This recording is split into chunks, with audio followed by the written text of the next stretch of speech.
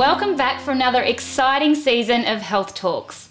We're thrilled to be able to bring to you some fresh new content, and we're going to talk a little bit now just about what the sort of things we will cover in this next season. Jess, can you tell us what we're in store for? Yes, I have some awesome topics in store for you guys. I'm going to give you some really amazing detoxification techniques, and then we're going to dive into my morning routine. So what have you got going on, Mel? I'm going to tell you about my top 5 favourite superfoods and why they're so good for you. Plus, I'm going to teach you how to become a miracle magnet. Yes, very exciting. Sam, what have you got for us? So welcome back for the year 2013. We've got a whole new range of recipes and remedies to share with you. We've got a new location that we're working from, and we're going to be taking you all around the place to show you a whole lot of different wellness adventures and share some of our recent experiences. So I'm looking forward to a great year, and we're going to kick off the year with my famous beet top tea recipe. Thanks, Sam. Nat, what have you got going on? I'm going to head across to the kitchen with a few guests, and we're going to talk about probiotics and fermented foods and my most favourite topic ever, ovulation, and how you can really know when you're ovulating and when you're not. I'm excited. Yeah, that's a good one. We know you love the pilot season because you're back for more, but we need your help. Yes, whether you're watching us on the blogs or on Facebook, we really need you to interact with us. Click on that share button and spread the love.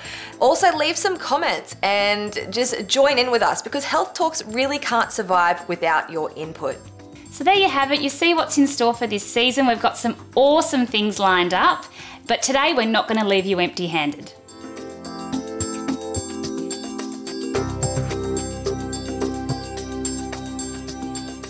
In this segment, I'm going to show you how to make one of my signature dishes, which is actually a beet top tea. You remember when we made the beetroot salad with the rose water and the pomegranates, and I think we just declared that that was totes amazeballs or something fabulous? Well, this is the beet top tea that I referred to. And to make beet top tea, you've got to have the beet tops. So you might call them beet greens or the beet tops.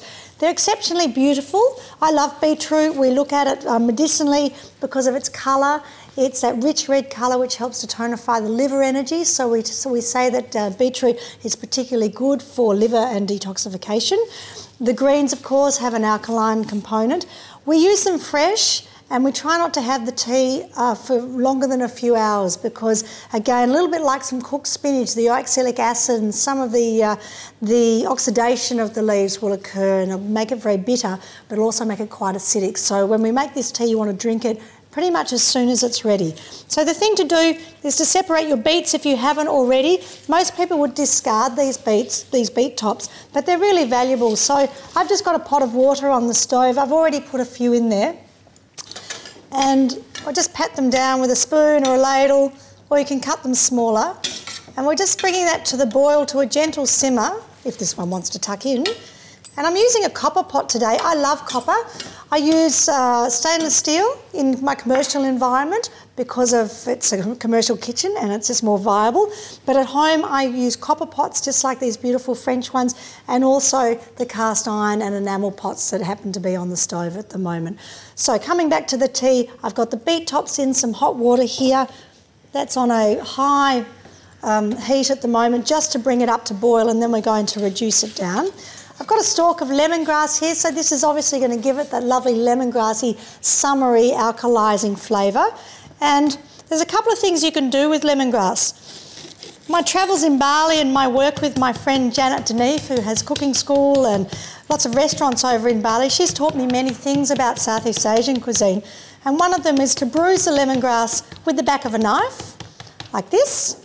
And another thing is just to cut it down a little bit, and if you can, tie it in a knot, or at least break it up. So rather than shredding the lemongrass where you get shards of lemongrass and everything, and that goes for your curry paste, if you just tie it in a knot, or at least something that looks a little bit like a knot, then you can pop that into your stock pot. Essentially you're making a stock out of, a vegetable stock out of beet leaves and lemongrass, but we're going to have it as a tisane or a tea today. So that goes in, and because we've broken it up like that and not cut it, all those essential oils are now infusing into that pot.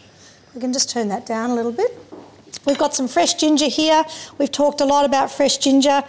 I'm just cutting it off the hand of ginger. This is the hand of ginger. The central component is the strongest whenever you buy ginger or turmeric.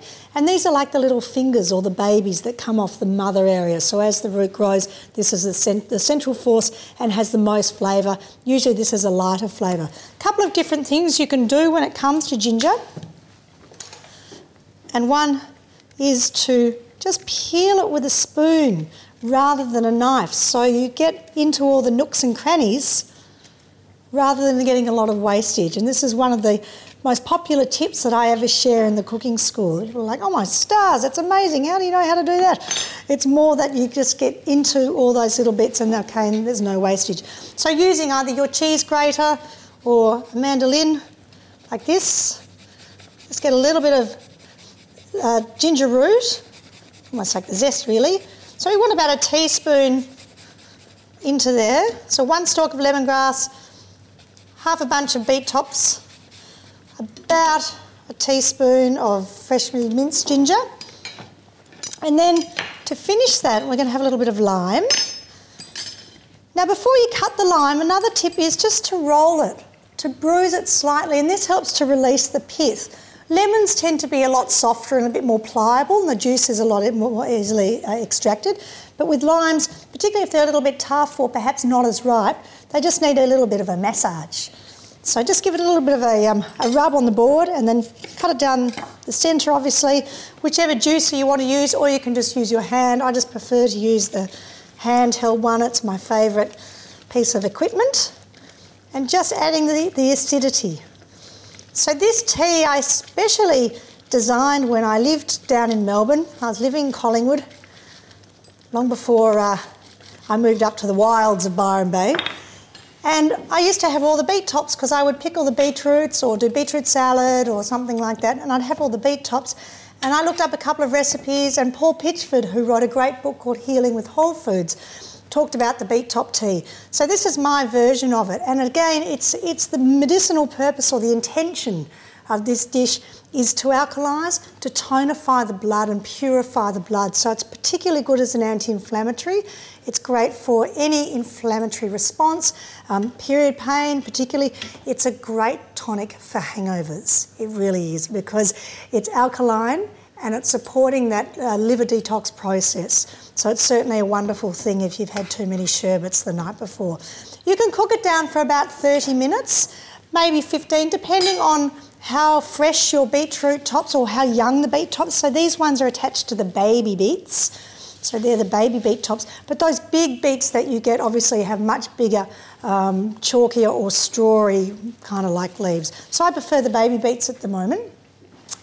And then with a ladle, you get this beautiful pink coloured tonic that you can continue to cook down a little bit further, and it will continue to steep. Obviously, it's a little tea, and you can then just give that some more acidity and balance with the fresh lime.